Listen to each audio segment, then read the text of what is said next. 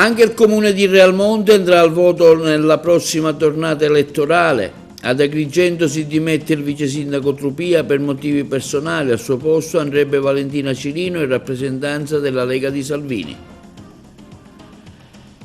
Intervista al presidente della Fondazione Cucinotta, recupereremo il tempo perduto, siamo in attesa dell'approvazione del bilancio. Al via i lavori di consolidamento della frana al centro storico di Realmonte, i lavori per circa 1 milione di euro finanziati dalla regione siciliana. Nuove nomine nell'UDC in Sicilia, il movimento di Ismaele Lavardera, controcorrente, sarà presentato domenica pomeriggio ad Agrigento, aderisce anche l'ex parlamentare Michele Sodano. Il Camarat vince contro il Vittoria per 1-0 nel campionato di promozione.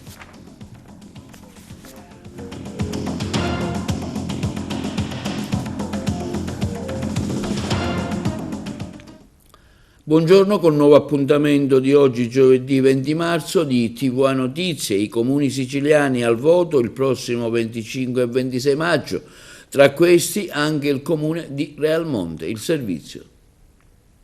I comuni siciliani andranno al voto domenica 25 e lunedì 26 maggio, con eventuali ballottaggi previsti per l'8 giugno e il 9 giugno. Le date sono state fissate con deliberazione della Giunta regionale questa mattina, su proposta dell'assessore alle autonomie locali e alla funzione pubblica, Andrea Messina. I comuni chiamati a rinnovare sindaco e consiglio sono in totale 9, tutti commissariati. 2 sono stati sciolti per infiltrazioni della criminalità organizzata e sono attualmente retti da una commissione di nomina prefettizia. Si tratta di Palagonia e Castiglione di Sicilia, entrambi in provincia di Catania. Le altre 7 amministrazioni sono rette da commissari straordinari di nomina regionale, Montemaggiore Belsito e Prizzi nel Palermitano, Favignana, Solarino, Realmonte, in provincia di Agrigento, Raddusa e Tremestieri Etneo, in provincia di Catania. Le date fissate per le amministrative in Sicilia coincidono con le indicazioni sulle consultazioni elettorali fornite dal Consiglio dei Ministri, che prevedono il voto il 25 e il 26 maggio e i ballottaggi in concomitanza con il referendum dell'8 e 9 giugno. Dall'attuale tornata elettorale sono esclusi i comuni nei quali si è votato nel 2020. Una circolare dell'assessore Messina, firmata nel novembre scorso, prevede infatti un rinvio delle elezioni al 2026 e al 2027 in quelle 97 amministrazioni in cui i cittadini sono andati alle urne nell'autunno di quell'anno e del 2021 a causa della pandemia di Covid-19. Cambio ai vertici dell'amministrazione comunale di Agrigento. Aurelio Trupia, vice sindaco, ha rassegnato le sue dimissioni. Trupia, uomo di fiducia di Francesco Miccichè, a suo dire per motivi personali. A prendere il suo posto dovrebbe essere Valentina Cirino, espressione della Lega, per via di un accordo nazionale con il partito di Salvini. Lo abbiamo sentito telefonicamente. Aurelio Trupia, vice sindaco di Agrigento, si è dimesso ieri dalla sua carica. Ecco, quali sono le motivazioni? Sono motivazioni prettamente personali e professionali, per cui nulla di politico nei confronti del sindaco, della giunta, alla quale io rimango sempre molto vicino. Molti davano per scontato che c'erano dei dissidi all'interno della giunta. No, almeno per quanto mi riguarda, all'interno della giunta non c'è nessun dissidio né con gli altri assessori né men che meno con il sindaco Francesco Miccichè. Quindi è stata una mia libera scelta, ripeto, dovuta a situazioni personali e professionali che in questo momento non mi consentono di stare, diciamo, e seguire le deleghe che avevo in maniera così attenta. Dottore Trupia, ecco, possiamo fare un bilancio della sua attività di vice sindaco e del suo assessorato in questi anni di carica? Ma il bilancio, diciamo che per quanto mi riguarda è un bilancio positivo rispetto alle deleghe che mi erano state assegnate, anche se diciamo l'aspetto quello più importante che era l'igiene urbana ancora non ci sono dei grossi risultati perché aspettiamo questo nuovo contratto dove abbiamo inserito dei nuovi servizi. Poi per il resto, per quanto riguarda vantagismo, patrimonio, personale, insomma, si sono fatte delle cose anche se non sono state di grande evidenza nei confronti dell'opinione pubblica. Senta, lei ha traghettato la città verso Agrigento 2025, però stiamo vedendo che ci sono stati tante lamentele, insomma, lungaggini burocratiche, eppure avevate diversi anni per prepararvi. La città è impreparata a questo? Ma la città è impreparata, bisogna vedere da che punto di vista è impreparata, perché diciamo l'impreparazione da un punto di vista burocratico, ci sono stati tanti intoppi a iniziare dalla creazione della fondazione, quindi dallo statuto, problematiche riferite a queste. Ma poi ci sono anche altri problemi di natura economica, perché la città doveva essere preparata anche dal punto di vista di infrastrutture o di strutture idonee per poter accogliere sicuramente turisti che verranno, ma questi dovevano essere altri enti che ci dovevano aiutare a fare questo. Abbiamo visto che Agrigento è stato al centro dell'attenzione delle massime testate giornalistiche. Allora, essere al centro delle testate giornalistiche nazionali, questo è dipeso sicuramente da tutta una serie di fattori che non sono imputabili all'amministrazione, non potevano essere imputabili all'amministrazione. Se parliamo dei cartelli dell'ANAS o parliamo dei tombini che erano stati coperti con l'asfalto quando è venuto Mattarella, se parliamo del teatro dove praticamente c'era una perdenza d'acqua, ma cose che potevano succedere, io non penso che siano queste poi le cose che effettivamente debbono essere portate all'attenzione delle testate giornalistiche nazionali. C'è tempo per recuperare? Ma io sono sicuro che c'è tempo per recuperare. Per quanto riguarda le attività della Fondazione 2025 sicuramente sì. Per le altre cose, ripeto, se non ci viene un aiuto dall'esterno, le strutture o le infrastrutture, purtroppo il Comune non ha la forza economica di poter effettuare tutti questi lavori. Vice Sindaco, scusi, chi prenderà il suo posto? Si fa il nome di una personalità agrigentina, Valentina Cirino, in rappresentanza della Lega? No, questo io in questo momento lo so. Non sono nelle condizioni di poter fare decisioni.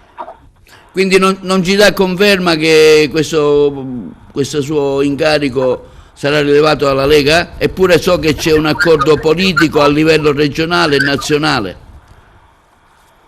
Ma non sono io quello che porta avanti questo tipo di accordi o di dialoghi.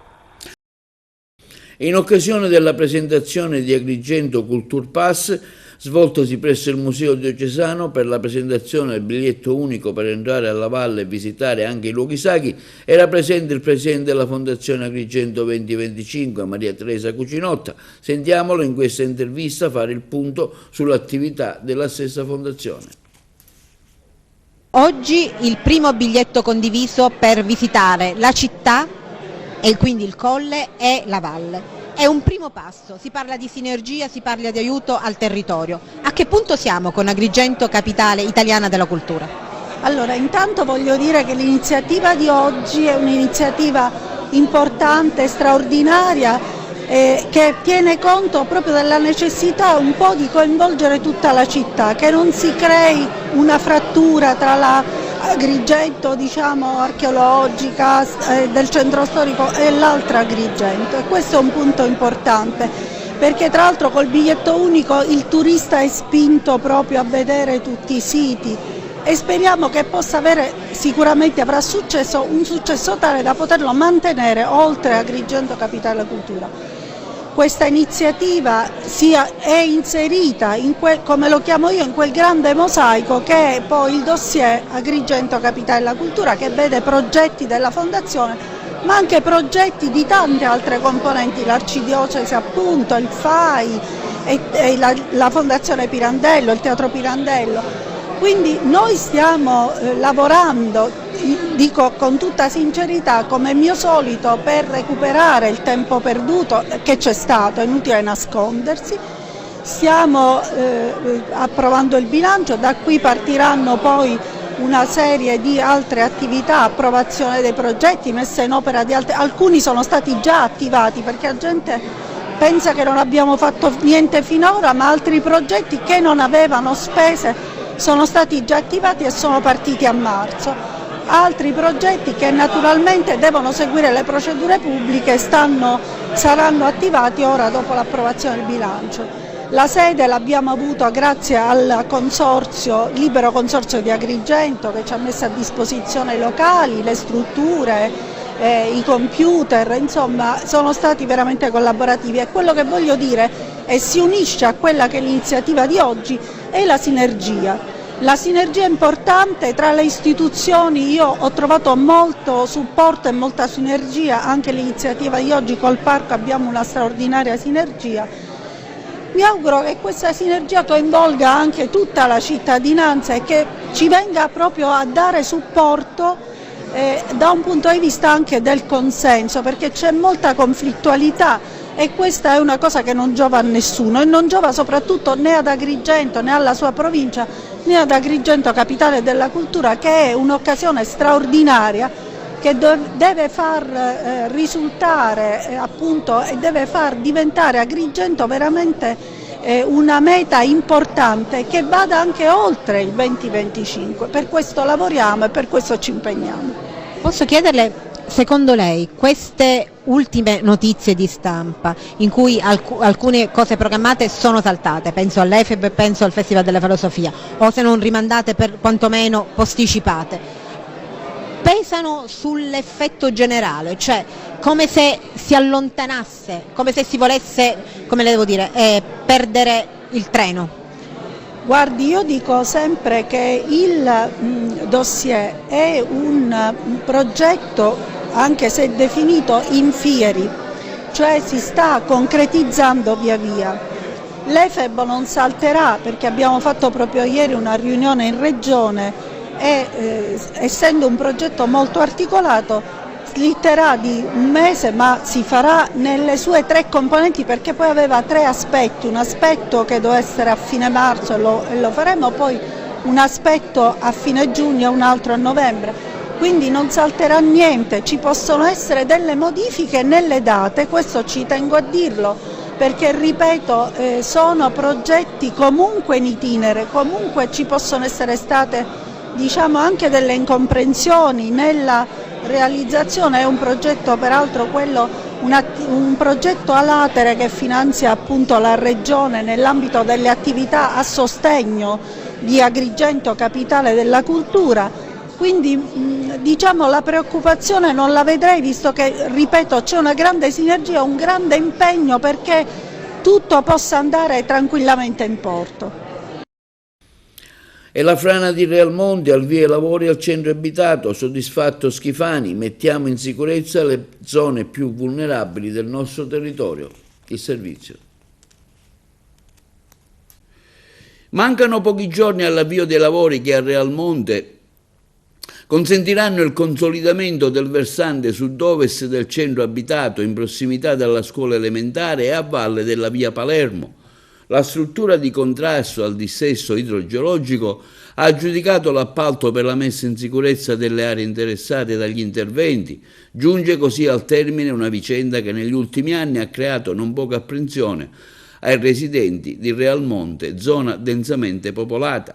La costante attività di monitoraggio delle aree più fragili dal punto di vista del rischio idrogeologico, ha commentato il Presidente della Regione Siciliana Renato Schifani al vertice della struttura commissariale, ci consente di programmare le risorse disponibili, di intervenire nel più breve tempo possibile nel rispetto delle procedure tecniche e delle normative vigenti.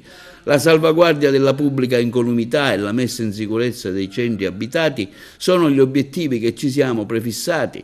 La sinergia con le amministrazioni comunali da una parte e la piena collaborazione tra gli uffici tecnici dall'altra sono alla base degli ottimi risultati raggiunti. A Realmonte si interverrà per risolvere in modo definitivo le criticità che hanno aggravato una situazione già problematica in questo sito. Infatti, negli ultimi 20 anni si sono registrati numerosi episodi di movimenti franosi che hanno causato danni importanti al manto di alcune arterie stradali strategiche e prodotto lesioni a edifici privati e infrastrutture pubbliche. A seguire lavori secondo la graduatoria ufficializzata dagli uffici diretti da Sergio Tuminello sarà la NGA Costruzioni di Mussomeli in ragione di un ribasso del 31,9% per un importo poco inferiore al €1.000.000. Il progetto ha individuato soluzioni che prevedono opere idriche e di contenimento, quali gabbionate e palificate in cemento armato per contrastare lo scivolamento del versante. Un sistema drenante permetterà inoltre di convogliare le acque in appositi pozzetti. Si farà anche un ricorso all'ingegneria naturalistica con rivestimenti in geostuoia in grado di contrastare i fenomeni erosivi. Nuove nomine all'interno dell'UDC in Sicilia. Il coordinatore politico dell'UDC in Sicilia, l'onorevole Decio Terrana, sentito il parere favorevole del segretario nazionale onorevole Lorenzo Cesa, ha comunicato la nomina a responsabile regionale enti locali per l'UDC in Sicilia di Massimo Gionfriddo, libero professionista di Siracusa. Sono entusiasta nel comunicare il nuovo responsabile regionale agli enti locali, afferma il coordinatore regionale Terrana. L'UDC si sta espandendo in maniera peculiare su tutto il territorio siciliano, con professionisti e figure di spessore che ogni giorno si avvicinano al nostro partito e chiedono di essere coinvolti in prima persona per portare avanti i nostri principi e i nostri obiettivi. Soddisfatto anche il segretario nazionale dell'UDC, l'onorevole Lorenzo Cesa. In Sicilia il partito sta crescendo in maniera esponenziale. Ogni giorno abbiamo l'adesione di tanti professionisti, imprenditori, medici e personalità del territorio. Ringrazio sempre Decio Terrana per tutto l'impegno quotidiano che continua a spendere ogni giorno per il nostro partito. E ad Agrigento domenica prossima 23 marzo allo Scalo Caffè in piazza Ravanusella alle ore 18:30 sarà presentato il movimento Controcorrente fondato dal deputato regionale Ismaele Lavardera, che interverrà insieme all'ex parlamentare di 5 Stelle Michele Sodano. Lavardera afferma Agrigento è una pietra preziosa, un vero e proprio volano per il turismo che nonostante sia capitale della cultura non riesce purtroppo a decollare. Da quando il movimento è nato ho ricevuto diverse sollecitazioni da questa città per venire a presentare ad Agrigento Controcorrente. Con me ci sarà anche l'onorevole Michele Sodano che ha deciso di sposare i valori del movimento e che sarà il pioniere di una città che andrà al voto il prossimo anno. A Lucca Sicola oggi è stata inaugurata un'opera artistica raffigurante la gloriosa fiamma dei Carabinieri, il servizio. Oggi in via Verga, nello spazio antistante la stazione Carabinieri di Lucca Sicola, si è svolta la cerimonia di inaugurazione di un'opera artistica dedicata all'Arma dei Carabinieri, un'iniziativa promossa dall'amministrazione comunale per rendere omaggio al costante impegno dei militari dell'Arma nella tutela della sicurezza e della legalità. L'evento ha visto la partecipazione di autorità civili, militari e religiose, tra cui il sindaco di Lucca Sicola Salvatore Dazzo, il questore di Agrigento Tommaso Palumbo, il comandante provinciale dei Carabinieri di Agrigento Nicola De Tullio e una rappresentanza delle sezioni di Ribera e Sciacca dell'Associazione Nazionale Carabinieri, nonché gli alunni della scuola elementare e media Roncalli di Lucca Sicola. La cerimonia, dopo lo schieramento del reparto d'onore dell'Arma, è iniziata con un momento musicale, la presentazione dell'opera realizzata dall'artista di Bivona Pietro Cutrò, autodidatta e attivo nella scultura da oltre 5 anni, legato profondamente all'Arma dei Carabinieri, perché porta con sé un'eredità familiare di valore e dedizione, essendo nipote di un appuntato dei Carabinieri. Quindi il saluto del sindaco, seguito dagli interventi del comandante provinciale dei Carabinieri e del questore di Agrigento e della scopertura del cippo, tra gli applausi dei presenti, accompagnata dall'intonazione dell'inno di Mameli, eseguito dagli studenti. A seguire la benedizione dell'opera officiata dall'arciprete di Lucca Sicola Don Gaspare Sutera. Particolarmente toccante è stato il momento dedicato alle scolaresse, le quali hanno intonato l'inno alla Virgo Fidelis, patrona dell'Arma dei Carabinieri. La cerimonia quindi si è conclusa con i saluti finali e l'esecuzione del brano La Fedelissima, siglando un evento che ha testimoniato ancora una volta il profondo legame tra l'Arma dei Carabinieri e la comunità locale. E la Regione Siciliana pone in liquidazione le IPAB che espletano attività nell'ambito dell'assistenza e della beneficenza pubblica, il servizio. Le IPAB, istituzioni pubbliche di assistenza e beneficenza, inattive, che da più di un biennio registrano un deficit economico e che non sono nelle condizioni di espletare i servizi, saranno poste in liquidazione ed estinte. È quanto stabilisce il disegno di legge approvato oggi dal governo Schifani, su proposta dell'assessore Nuccia Albano. Il testo prevede inoltre che il personale, assunto a tempo indeterminato a seguito di selezione pubblica o in esecuzione di sentenza del giudice del lavoro passata in giudicato, confluisca in un elenco ad esaurimento istituito dall'assessorato regionale della famiglia, delle politiche sociali e del lavoro. Così facendo, afferma l'assessore Albano, da un lato porremo un freno ai numerosi e continui contenziosi promossi dal personale e dai fornitori delle IPAB nei confronti della regione, che hanno comportato e comportano continue procedure esecutive, dall'altro conteniamo il depauperamento del patrimonio immobiliare, in alcuni casi di notevole pregio, minacciato dalle esecuzioni in corso su istanza dei creditori. Inoltre, i dipendenti, facendo parte di un albo, avranno la possibilità di essere impiegati in progetti ed essere pagati per il lavoro che svolgeranno in altre realtà. Gli enti locali, i distretti socio-assistenziali, le ASP, gli organismi e le associazioni che ricevono finanziamenti dall'amministrazione regionale, infatti, potranno attingere da tale elenco unico per reclutare personale da destinare alla realizzazione di progetti in ambito socio-sanitario finanziati dalla regione. Ogni anno l'assessore regionale alla famiglia stabilirà l'importo del finanziamento dei piani e provvederà alla nomina dei commissari liquidatori per le IPAB, che verranno individuati tra professionisti iscritti agli albi degli avvocati e dei dottori commercialisti. Protocollo d'intesa siglato tra l'USR Sicilia e l'associazione Mare Vivo, educare al rispetto dell'ambiente. Ce ne parla la collega Margherita Trupiano. Educare all'ambiente e allo sviluppo sostenibile con particolare riguardo al mondo marino è tra gli obiettivi del protocollo d'intesa firmato dall'Ufficio Scolastico Regionale per la Sicilia e Mare Vivo.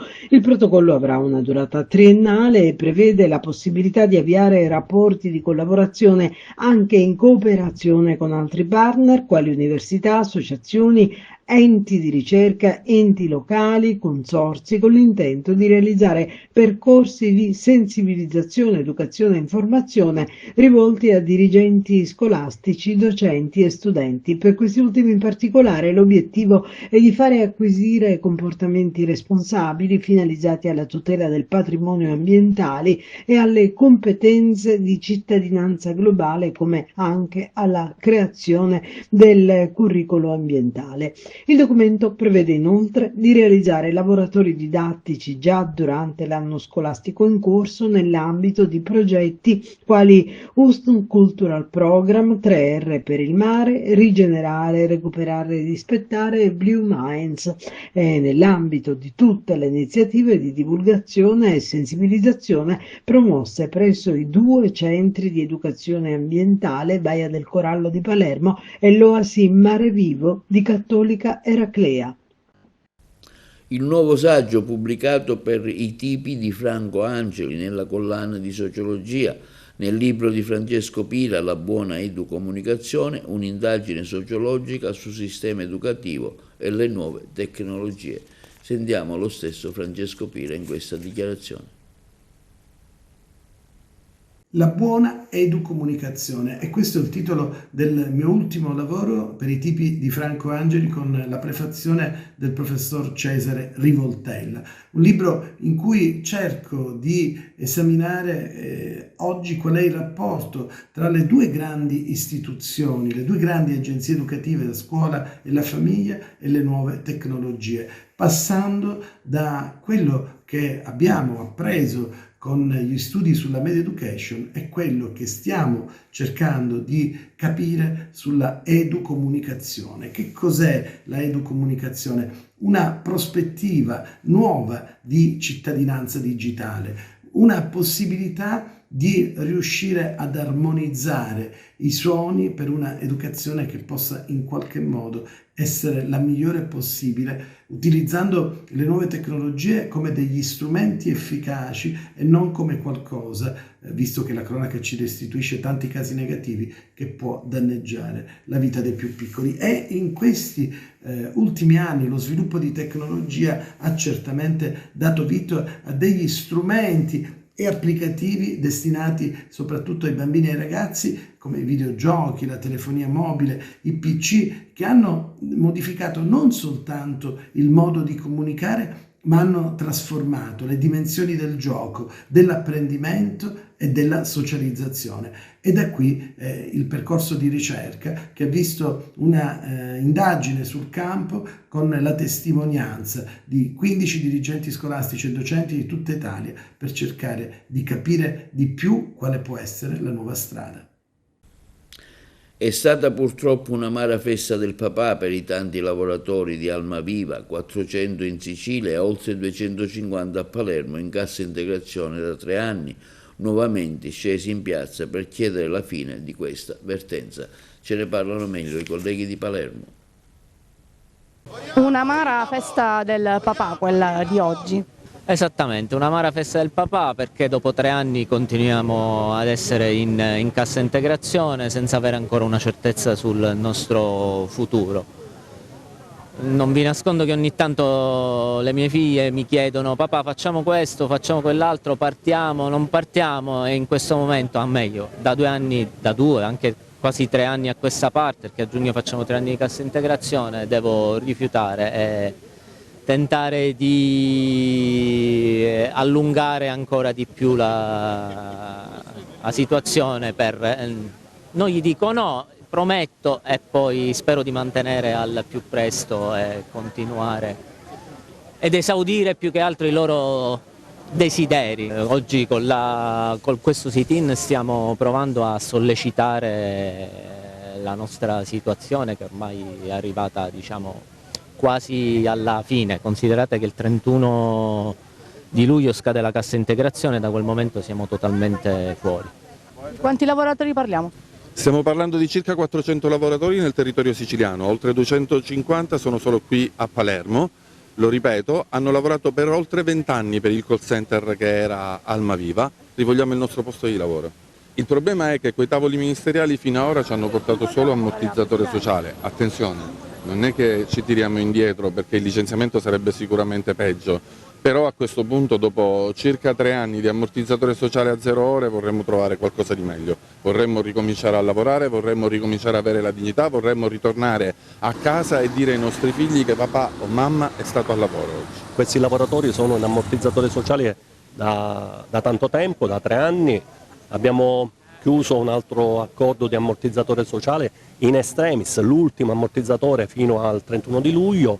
Ci avevano prospettato un progetto con un numero unico del 116 e 117 per ricollocare questi lavoratori, ma allo stato attuale non abbiamo nessuna notizia.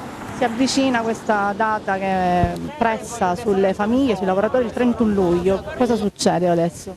Noi attendiamo questo incontro, ci auguriamo che durante questo incontro venga chiarito in maniera definitiva quelle che sono le prospettive di questo progetto e soprattutto di dare un po' di serenità e tranquillità a questi lavoratori che da 2 anni attendono una risposta alle domande che sono state poste nei vari tavoli. Cosa prevede questo progetto di cui parla?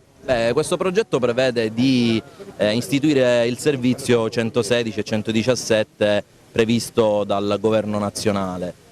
Poi si parla anche di un supporto da dare al CUP regionale, che attualmente è inesistente, perché se proviamo a contattare l'800 famoso dice che non è operativo, per cui le persone che devono prenotare devono recarsi fisicamente. E sappiamo benissimo che la sanità siciliana non è delle migliori in questo. Linea alla regia per la pubblicità. Si chiama Trapani Marble, che vede 14 paesi europei presenti per prendere contezza sul nuovo corso del settore lapideo nel trapanese. Ce ne parlano i colleghi di Trapani. Le aspettative che ponete voi operatori del settore? È una grande opportunità per far conoscere le nostre produzioni anche ai mercati europei, 14 paesi in rappresentanza. Il nostro impegno è per la valorizzazione e per la diffusione di tutta la nostra alta professionalità. Cosa rappresenta per l'intera provincia? Fermarci a dire la città è molto riduttivo. L'incontro tra domanda e offerta è importante, è fondamentale anche per creare nuovi canali, nuovi mercati, sapendo anche che veniamo da una crisi del sistema di produzione e vendita del settore lapidio. Non so più i tempi d'oro di una volta, adesso c'è anche un'evoluzione nella lavorazione, c'è una domanda diversa e Trapani come porto sarà una prospettiva in questa direzione. Da operatore del settore lapidio, da imprenditore, le aspettative che ripone su questa giornata? Non posso che vedere di buon occhio questa lodevole iniziativa che CNA assieme a Lice stanno portando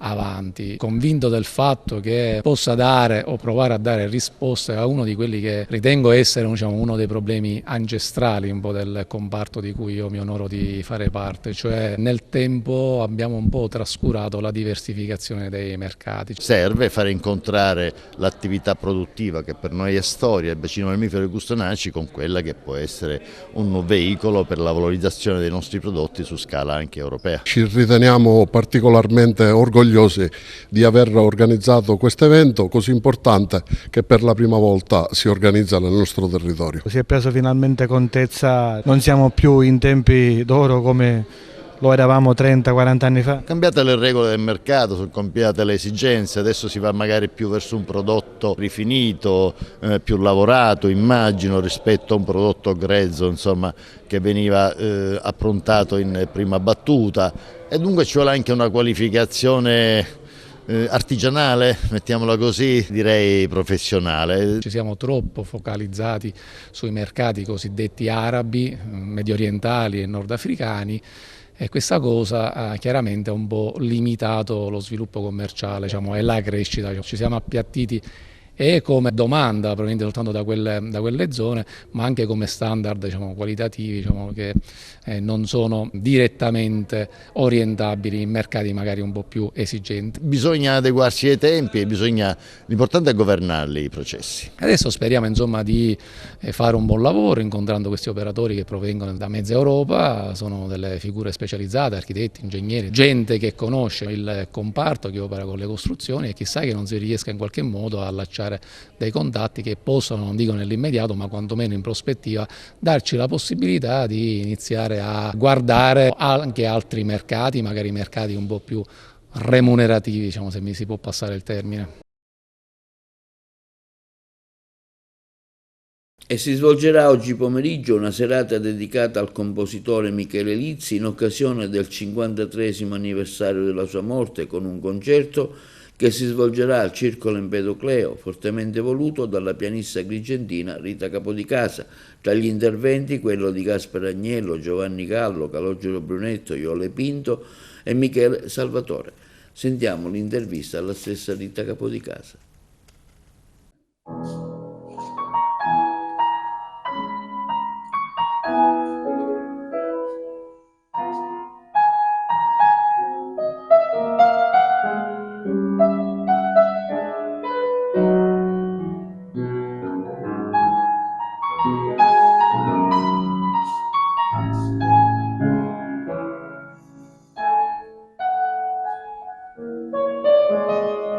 Interrompiamo Rita Capodicasa per ricordare che oggi pomeriggio qui al Circolo Empedocleo, lei sta facendo in questo momento le prove, ecco, ci sarà un interessante concerto dedicato a un grande maestro che è Lizzi. Sicuramente è il più grande compositore che Agrigento abbia mai avuto, e ringrazio Pippo Adamo per aver messo a disposizione questa bellissima sala dove senz'altro Lizzi si esibì nei lontani anni 50, quando insegnava appunto all'istituto magistrale, poi ebbe la possibilità di calcare grandi teatri siciliani, di dare le sue opere, Pantea, L'amore di Galatea, La sagra del Signore della Nave, dati al Massimo di Palermo, dati al Bellini di Catania con la collaborazione di Quasimodo e poi al San Carlo di Napoli. Era considerato nell'ambito anche dei grandi musicisti dell'area del Conservatorio di Palermo, dove ebbe modo di insegnare, era considerato il massimo musicista ai tempi degli anni 60. Agrigento lo ha un po' trascurato, ma adesso appunto con questa serata rinverdiamo la musica per pianoforte, che è considerata tra virgolette come se fossero opere minori, ma non sono minori, perché hanno questo gusto arcaicizzante, un'atmosfera da sogno, molto evocative, surreali, che ci ricordano le atmosfere del mito greco, della nostra valle, a cui tanto Lizzi si ispirava per le sue opere. Eseguiremo la sonata in La, il Piffero magico, molto incantevole, suggestivo, dei brani Preludio e Scherzo, e poi Giovanni Gallo al pianoforte, Minuetto delle quarte, e poi appunto Iole Pinto e Michele Salvatore, musica da camera, sempre ispirati ai grandi di come D'Annunzio, su testo di Petrarca, su testo di anche appunto di Pianto antico di Carducci, e seguiremo alla fine Debussy. Voce di Luna Calante, Francesco Paolo Tosti.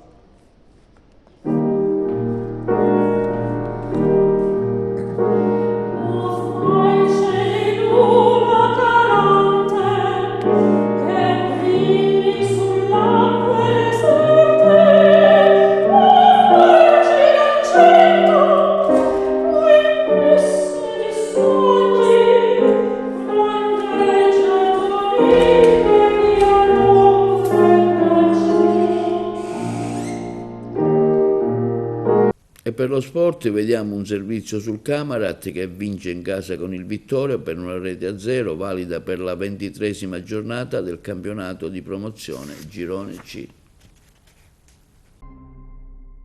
Rush finale di stagione per decretare chi festeggerà il salto in eccellenza. Dopo aver compiuto il sorpasso ai danni del Giarre in vetta, il Camarat non vuole più fermarsi. Nella 23ª giornata del girone C di promozione, la capolista ospita il Santa Domenica Vittoria. È una sfida da non sottovalutare, nonostante gli ospiti si trovino a metà classifica dopo la sconfitta interna per 1-2 contro l'Aragona. Formazione del Camarat per affrontare il match: Manna, Mustafa Sané, Pettinato, Vizzini, Noto, Baio, King, Jama, Velardi, Carioto e Serio. Risponde il Santa Domenica Vittoria: Toscano, Bonaccorso, Spartà, Suriano, Mendez, Vidal, Lombardo, Contessi, Cavalieri, Rebagliati e Radoncic. Partiamo allora col film del primo tempo. Dopo 34 minuti la prima chance offensiva del Camarat, un tentativo di lancio dalla distanza di Baio, arriva a Carioto che la domestica bene, poi conclude ampiamente al lato. Minuto 37, ancora Camarat che sembra aver trovato il bandalo della Madassa, qui anche con un rimpallo fortunoso. Velardi, conclusione da dimenticare, mette le tende nella metà campo avversario il Camarat. Da Baio a Velardi, il pallone di prima è quello giusto per Carioto che va alla conclusione. La prima viene respinta in maniera mostruosa dal portiere, sulla seconda invece Velardi è lì appostato davanti la linea di porta, deve solo toccarla per fare 1-0 per portare avanti il Camarat. È cambiato il risultato, festeggia ovviamente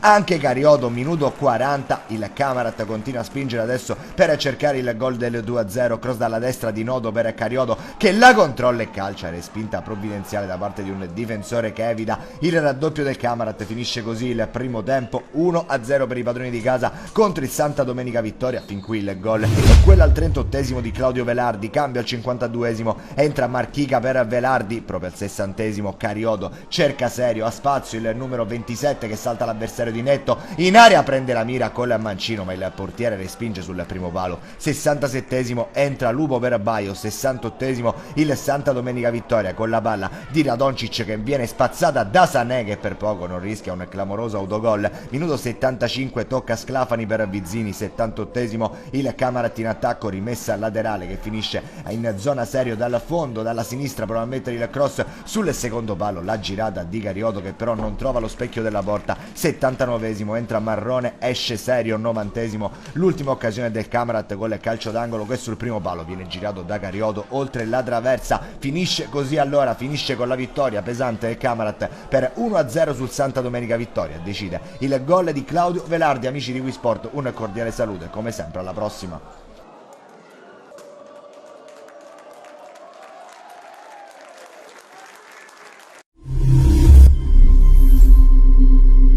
E questo è tutto per l'edizione odierna di TV Notizie. Vi ricordiamo che i nostri programmi si possono vedere in tutta Italia sul canale 268 del digitale terrestre per chi ha le smart TV, in streaming sul sito www.televideoagrigento.tv e il telegiornale sul canale 93 di Video Sicilia alle 15 e alle 20 con replica la mattina alle 9. Inoltre i nostri servizi si possono visionare sul canale YouTube di Televideo Agrigento. E questo è tutto per oggi e vi auguriamo una buona serata.